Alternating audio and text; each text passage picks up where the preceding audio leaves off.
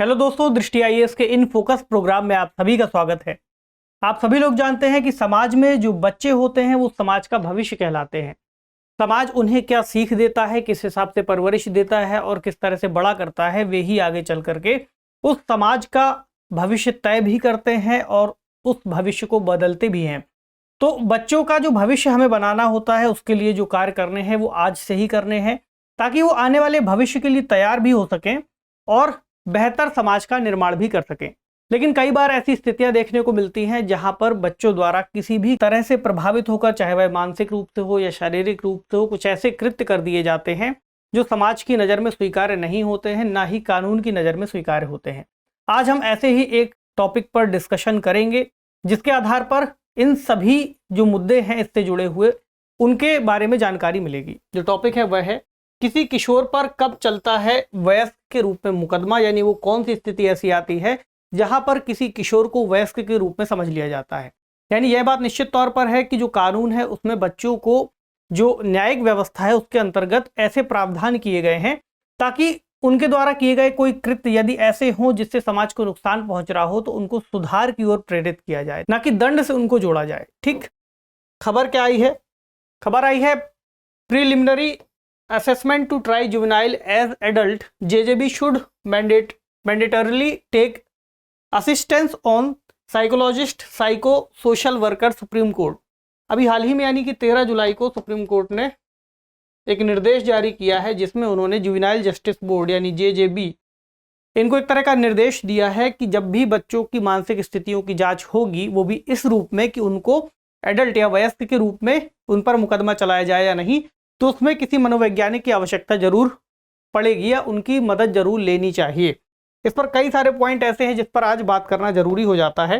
तो अभी हम जानेंगे कि हालिया घटनाक्रम क्या है, कौन सा कानून है जिसके तहत ये सभी मामले देखे जाते हैं। वयस्क के रूप में निर्धारण करने की जो बात आती है वो कैसे आती है, कौन सा एज ग्रुप है जिसको वयस्क के रूप में निर्धारित किया जा सकता है। ठीक, होगा वह किशोर ही, लेकिन वयस्क के रूप में कब मुकदमा चलाया जा सकता है, संविधान में किन प्रावधानों के तहत कानून में ऐसी बात कही गई है, क्या कार्यवाही होती है, क्या प्रमुख मामले रहे हैं, और एक सवाल जिसे आप मेंस और प्रीलिम्स दोनों ही स्तरों पर सॉल्व करेंगे। 2 सवाल यहाँ पर रहेंगे। यह जो विषय है शासन प्रणाली और सामाजिक न्याय दोनों ही खंडों से जोड़ करके देखा जा सकता है जीएस पेपर 2 के अंतर्गत। सामाजिक न्याय इसलिए क्योंकि जो बच्चे हैं उनको कितनी दंड की मात्रा उनके लिए निर्धारित की जानी चाहिए, कौन से ऐसे मामले हो सकते हैं जहाँ पर इस तरह की मात्रा निर्धारित की जाए। तो हालिया घटनाक्रम से अगर हम देखें तो सुप्रीम कोर्ट ने 13 जुलाई को केंद्र सरकार, राष्ट्रीय बाल अधिकार संरक्षण आयोग, राज्य बाल अधिकार संरक्षण आयोग को कुछ निर्देश दिए हैं। निर्देशों में क्या कहा है कि जो किशोर न्याय बोर्ड हैं उनकी सहायता और सुविधा के लिए ये दिशा निर्देश दिए जाएं, और दिशा निर्देश किस सहायता के लिए हों, ताकि उनको इस बात में स्पष्टता हो सके कि जब किसी किशोर को एक वयस्क के रूप में शामिल किया जाएगा या उससे जुड़े जो अपराध हैं उसको वयस्क के अपराधों के रूप में गिने जाएंगे, तब किन किन विषयों का मूल्यांकन किया जाएगा। तो जो प्रारंभिक मूल्यांकन होता है उसका अधिकार रहता है किसके पास? जुवेनाइल जस्टिस बोर्ड के पास। तो क्या पैमाने होने चाहिए जिनके आधार पर वह इस प्रक्रिया को तय करेगा, यानी कि क्या 16 वर्ष और उससे अधिक उम्र के बच्चे पर किसी जघन्य अपराध के लिए एक वयस्क के रूप में मुकदमा चलाया जा सकता है, उसके निर्देशों को तय करने की बात कही है।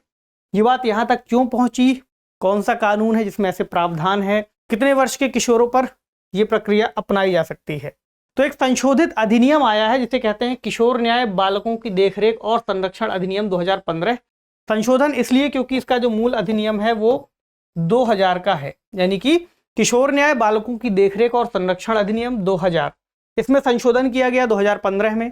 वजह क्या थी? उसकी वजह ये थी कि जब 2012 में, आप लोगों को याद होगा, दिल्ली में एक घटनाक्रम होता है निर्भया रेप केस वाला। ठीक, उसके बाद उसमें एक जो आरोपी था उसकी उम्र 17 वर्ष निकलती है। तो उस आरोपी को सजा देने की जो व्यवस्था है उसमें किशोर न्याय का पालन किया जा रहा था, यानी किशोर वर्ग के अंतर्गत रख करके उसको सजा दी जा सकती थी, जो कि अधिकतम उतनी नहीं हो सकती थी कानून के मुताबिक जितनी किसी व्यक्ति को दी जानी चाहिए। तो 2014 के आसपास जो महिला एवं बाल विकास मंत्रालय उसने ऐसी प्रक्रिया एक अपनाने की बात कही, एक कानून लाने की बात कही जिसमें जो ऐसे किशोर होंगे जो बहुत ज्यादा जघन्य अपराध में शामिल होंगे उनको वयस्कों की तरह ट्रीट किया जाएगा और वयस्कों के लेवल पर ला करके सजा दी जाएगी। ठीक, तो इसमें कितने वर्ष से कितने वर्ष तक हो सकते हैं?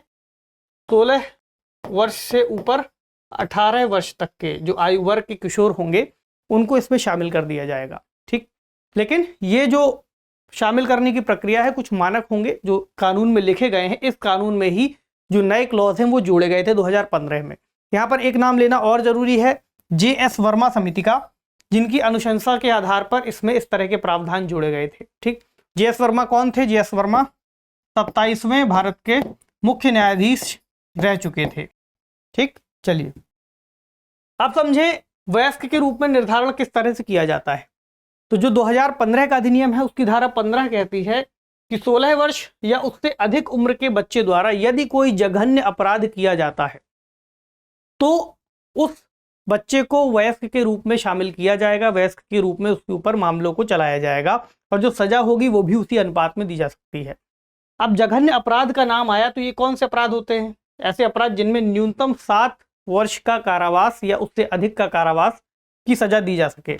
जैसे अगर हम कुछ अपराधों की बात करें, जैसे दुष्कर्म इसके अंतर्गत आ सकता है, अपहरण, हत्या। ठीक, तो कुछ अपराध ऐसे हो सकते हैं। ठीक है, अब कानून में क्या बात लिखी है कि किस परिस्थितियों में हम ऐसा मानेंगे कि अब जो किशोर है उसको वयस्क माना जाए। तो कानून की जो धारा 15 है उसमें सीधा सीधा दिया हुआ है कि बोर्ड द्वारा जघन्य अपराधों में प्रारंभिक निर्धारण किस प्रक्रिया का पालन करते हुए किया जाएगा। सबसे पहली बात यह है कि इसमें यह देखा जाएगा कि जो अपराध करने वाला किशोर है उसकी मानसिक और शारीरिक क्षमता क्या उस अपराध को करने के लिए है या नहीं है। पहला पॉइंट। ठीक, मानसिक और शारीरिक क्षमता। दूसरा, अपराध के जो परिणाम है उन परिणामों को समझने की उसकी योग्यता है या नहीं है, यानी कि उसने जो कृत्य किया उसको इस बारे में समझ है या नहीं है कि इस कृत्य के बाद इसका परिणाम क्या होगा और उसके प्रभाव किसके किसके ऊपर पड़ेंगे और स्वयं उसके ऊपर भी इसके क्या प्रभाव पड़ेंगे। और नंबर तीसरा, कि किन परिस्थितियों में उसने इस तरह का कृत्य किया। तो ये 3 परिस्थितियां बहुत महत्वपूर्ण है जिसके आधार पर यह तय किया जाएगा कि जो अपराध किया गया है अब उस अपराध के बाद जब प्रक्रिया अपनाई जाएगी सजा देने के लिए तो वह किशोर के रूप में अपनाई जाए या फिर किसी वयस्क के रूप में अपनाई जाए। इसके अलावा इसमें एक पॉइंट यह भी है कि जो ऐसा निर्धारण जो किया जाएगा कि ऐसा हुआ है या नहीं हुआ है, इसके लिए बोर्ड किसी अनुभवी मनोवैज्ञानिक या मनोसामाजिक कार्यकर्ता या किसी अन्य विशेषज्ञ से सहायता जरूर लेगा। क्योंकि सामाजिक रिकॉर्ड मान लीजिए किसी जो अधिकारी वहां पर नियुक्त किया गया है सर्वे के लिए उसने निकाल लिया, उसके बाद फिर जो मनोवैज्ञानिक स्थिति उसकी जांच कैसे होगी, उसकी जांच के लिए किसी मनोवैज्ञानिक या मनोचिकित्सक की आवश्यकता होगी, तभी पता चल पाएगा। ठीक, चलिए अब यहां पर लेकिन ये बात भी है कि बोर्ड के समक्ष जो बच्चे हैं उनको पहली बार पेश करने की तारीख से 3 महीने के भीतर जो आकलन है वो कर लिया जाना चाहिए। ऐसा ना हो कि उसको पकड़ भी लिया गया है, बोर्ड के सामने पेश कर दिया है और बहुत लंबा समय ये इस बात को तय करने के लिए ले रहे हैं कि जो व्यक्ति है उसको वयस्क के रूप में ट्रीट किया जाए या फिर ना किया जाए। ठीक, इसके अलावा जो मूल अधिनियम है उसमें 18 वर्ष से कम आयु के जो भी किशोर होते हैं उनको किशोर के रूप में ही ट्रीट किया जाता है। मूल अधिनियम जो था 2000 वाला, सन 2000 का, उसमें ऐसा प्रावधान था। अब उसमें ही संशोधन किया गया है, यानी उसमें ऐसा नहीं किया गया कि जो किशोर की परिभाषा है उसको पीछे खिसका दिया गया हो, यानी कि ऐसा नहीं कि 16 वर्ष किया गया हो, लेकिन एक ऐसा क्लॉज किया है कि 16 से 18 के बीच का यदि कोई व्यक्ति है और वो ऐसे अपराध में शामिल होता है जो बहुत जघन्य कृत्य का कहा जाएगा तो उसको फिर वयस्क के रूप में ट्रीट किया जाएगा। चलिए अब जो बोर्ड की हम बात कर रहे हैं, बोर्ड का गठन कैसे होता है। जिला के स्तर पर एक न्यायिक मजिस्ट्रेट और 2 सामाजिक कार्यकर्ता इसमें शामिल होते हैं, जिसमें कि एक महिला सदस्य का होना अनिवार्य है। चलिए तो अब संविधान के अंतर्गत कौन कौन से अनुच्छेद हैं जिनका हवाला देते हुए 2000 का जो कानून था उसमें संशोधन किए गए थे। पहला अनुच्छेद 15(3) यानी कि जन्म, मूलवंश, लिंग, आधार या जन्म स्थान के आधार पर जो निषेध है उसमें राज्य को जो छूट दी गई है कि राज्य युक्तियुक्त निर्बंधन लगा सकता है। दूसरा, राज्य के नीति के निर्देशक तत्व अनुच्छेद 39 का अंगा और चा, जैसे कि इसमें कहा गया है कि राज्य द्वारा अनुसरणीय कुछ नीति तत्व यानी पुरुष और स्त्री कर्मकारों के स्वास्थ्य और शक्ति तथा बालकों की सुकुमार अवस्था का दुरुपयोग न हो और आर्थिक आवश्यकता से कोई मजबूर होकर नागरिकों को ऐसा रोजगार में ना जाना पड़े कि उनकी आयु या शक्ति के अनुकूल ना हो। यानी जो राज्य के कर्तव्य दिए हुए हैं किसी बच्चे को लेकर के, उसको ध्यान में रखते हुए ये क्लॉज जोड़े गए हैं कि उसको जो सजा है वो उतनी ही हो जितनी आवश्यक है या फिर जितनी उसको दी जानी चाहिए। इसी तरह अनुच्छेद 45 और अनुच्छेद 47 को भी आप इसके अंतर्गत जोड़ करके देख सकते हैं। जो कानून मूल रूप से 2015 वाला है उसमें इन अनुच्छेदों का जिक्र किया हुआ है कि इनको ध्यान में रखते हुए ही फिर आगे उसमें संशोधन किए गए हैं। अब बात करते हैं कार्यवाही की। तो मान लीजिए जब बोर्ड ने इस बात का निर्धारण कर दिया कि किसी व्यक्ति को या किसी किशोर को अब वयस्क के रूप में सजा दी जानी चाहिए, उसके बाद क्या होता है? तब उस किशोर को बाल न्यायालय में ट्रांसफर कर दिया जाएगा या बालक न्यायालय इसको कहते हैं, जहां पर अब ये इस पूरे मामले को देखेंगे। धारा 19 के तहत धारा 19 क्या कहती है कि अब जो न्यायालय होगा उसका निर्णय यहाँ पर मान्य होगा और न्यायालय इस बात को भी एक बार देख सकता है कि जो बोर्ड ने जिस हिसाब से उसको रिकमेंडेशन दिए हैं या फिर उसको वयस्क के रूप में घोषित करने की बात कही है वो कितनी सही है।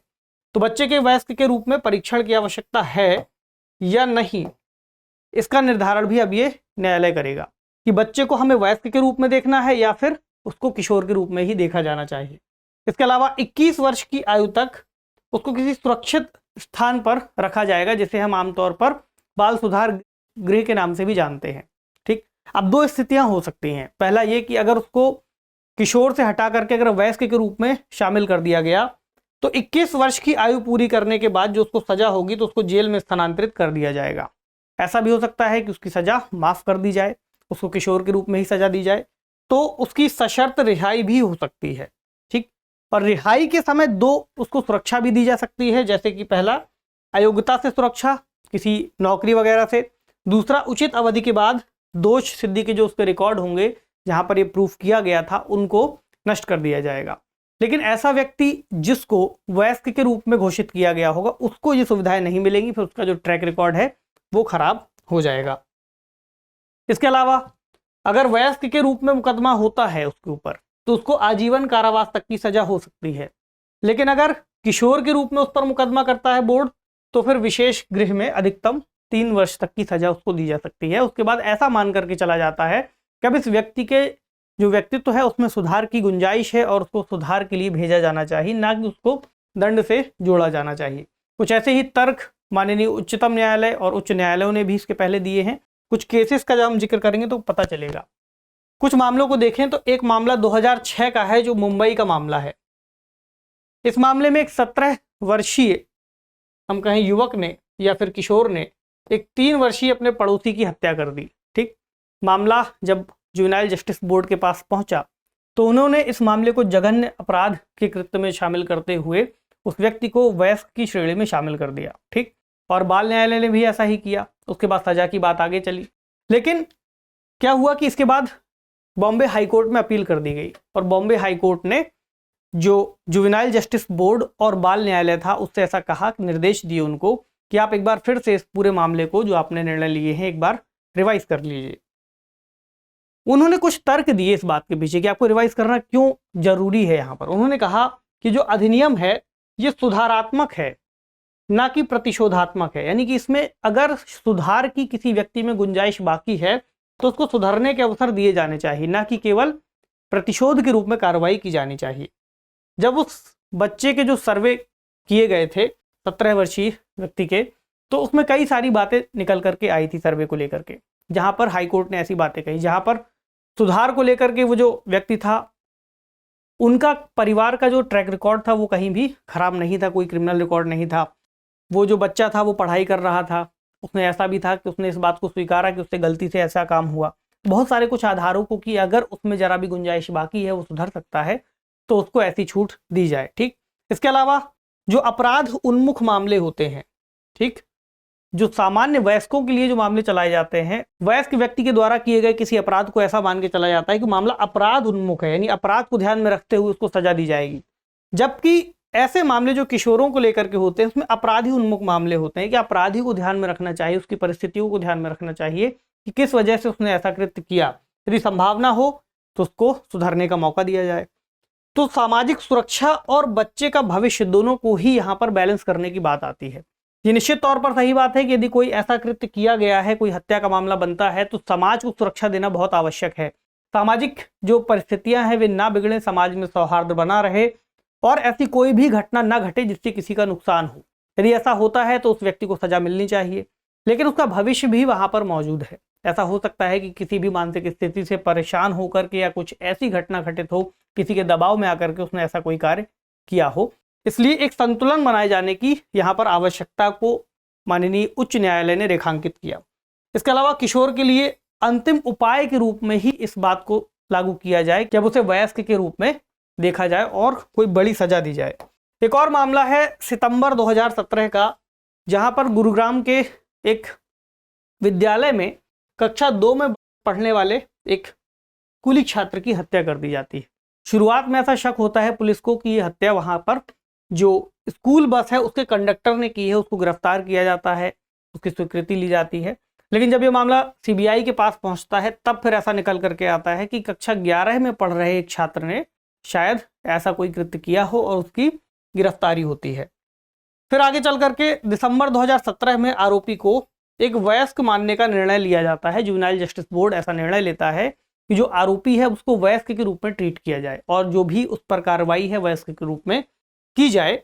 लेकिन आगे चलकर अक्टूबर 2018 में पंजाब और हरियाणा हाईकोर्ट में जब ये मामला लेकर के जाया जाता है तो वो निर्देश देता है कि अब इस मामले की फिर से जांच करनी चाहिए, मूल्यांकन करना चाहिए। लेकिन उस बच्चे के पिता और सीबीआई फिर इस मामले को आगे ले जाते हैं सुप्रीम कोर्ट के लिए और सुप्रीम कोर्ट में याचिका दायर कर देते हैं और चुनौती एक तरह से देते हैं मामले को। तो अभी हमने स्टार्टिंग में देखा कि 13 जुलाई को एक निर्णय आया अभी हाल ही में, तो निर्णय दरअसल इसी मामले से संबंधित है। उसमें 13 जुलाई को उच्चतम न्यायालय ने जो याचिकाएं थी वे खारिज कर दी थी और ऐसा कहा कि ये जो मामले हैं इसमें अभी कुछ और तरह से इसको देखना चाहिए। क्या कहा उन्होंने, इस बात को समझना बहुत जरूरी है, तब ये मामला पूरी तरह से कंक्लूड हो पाएगा आज के लिए। तो उन्होंने कहा कि एक बच्चे को वयस्क मानते हुए उसकी शारीरिक परिपक्वता, उसकी संज्ञानात्मक क्षमता यानी कॉग्निटिव जो उसकी पावर है और सामाजिक और भावनात्मक क्षमता पर ध्यान देना चाहिए। ठीक, यानी कि अगर आप किसी को वयस्क मान रहे हैं तो इन सभी चीज़ों पर तो ध्यान देना है। लेकिन इससे एक बात और निकली, वो ये निकली कि यदि बच्चे में अपराध करने की मानसिक क्षमता मौजूद है तो वह खुद से ही अपराध के परिणामों को भी समझने की क्षमता रखता है। ये बात अपने आप में सही नहीं होगी। यानी कि मानसिक रूप से सक्षम था, शारीरिक रूप से सक्षम था, लेकिन क्या ऐसे कृत्य करने के बाद उसको उसके परिणामों का ज्ञान मौजूद था, या उसको ऐसा करने के बाद ये पता था कि जो परिणाम होंगे वो तात्कालिक रूप से क्या होंगे और दीर्घकालिक रूप से क्या होंगे। जिसके साथ घटना घटित हुई है उसके साथ भी होने वाले परिणाम प्लस जिसने वो कृत्य किया है उसके साथ भी होने वाले परिणाम, उसके परिवार पर इसका क्या प्रभाव पड़ेगा, उस पर खुद पर क्या प्रभाव पड़ेगा, उसके भविष्य पर इसका क्या प्रभाव पड़ेगा, इन सभी बातों को देखा जाना बहुत जरूरी होगा, ऐसा सुप्रीम कोर्ट ने कहा। और हाई कोर्ट और सुप्रीम कोर्ट की दोनों बातें यहाँ पर जो निकल करके आती है उससे ये पता चलता है, और टिप्पणी भी ऐसी है, उन्होंने कहा है कि जो कानून लाया गया है या संशोधन किया गया है वो इसलिए नहीं किया गया है कि 16 से 18 आयु वर्ग के जो भी बच्चे होंगे या किशोर होंगे उनको वयस्क के रूप में मान ही लिया जाएगा। केवल कुछ कृत्यों में ऐसा देखा जाना जरूरी होगा और इसीलिए उन्होंने सरकार को और बोर्ड्स को कई सारे निर्देश दिए हैं कि इसके लिए कुछ स्पष्ट पैमाने बनाए जाएं, कोई ऐसे निर्देश तय किए जाएं जहां पर इस बात की क्लैरिटी हो कि किन किन आधारों पर ही ऐसा किया जाना चाहिए। ठीक, तो इसीलिए ये मामला इस वक्त चर्चा में बना हुआ था। अगर इससे कोई मेंस का सवाल बन जाए तो आपको इसका उत्तर लिखना होगा और इसमें जो जो पॉइंट्स हमने डिस्कस किए उसके आधार पर ही इसको लिखेंगे। एक पहले प्रीलिम्स का सवाल लेके फिर मेंस का देखेंगे। सवाल है, किस उम्र के बालकों पर जघन्य अपराध की स्थिति में वयस्क के रूप में कार्रवाई की जा सकती है? ऑप्शन 14 से 16 वर्ष, 16 से 18 वर्ष, 15 से 19 वर्ष या फिर 18 से 21 वर्ष। तो कमेंट सेक्शन में पहले इसका जवाब दे दीजिए, फिर ये वाला लिखने का आप अभ्यास कर सकते हैं। किसी बच्चे या किशोर पर किन मामलों और प्रक्रियाओं के तहत एक वयस्क के रूप में मुकदमा चलाया जा सकता है? इससे जुड़े कानून और कुछ उदाहरणों का जिक्र करते हुए चर्चा कीजिए। तो आप इसको फ्रेम कर सकते हैं, इसमें जो जो की पॉइंट्स दिए हुए हैं उनको शामिल करते हुए। ठीक है, तो उम्मीद है आज के टॉपिक में आपने बहुत कुछ सीखा होगा। आपसे मिलेंगे अगले सेशन में कुछ अन्य महत्वपूर्ण इसी तरह के विषयों के साथ। तब तक पढ़ते रहिए। शुक्रिया।